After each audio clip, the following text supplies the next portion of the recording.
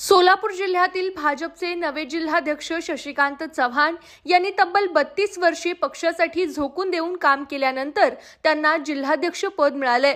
मात्र काल त्यांच्या वाढदिवसानिमित्त कार्यकर्त्यांनी त्यांच्या आदरयुक्त प्रेमापोटी आलिशान टोयोटा फॉर्च्युनर गाडी भेट देऊन त्यांचा सन्मान द्विगुणित केला आणि राज्यभर हा चर्चेचा विषय ठरला।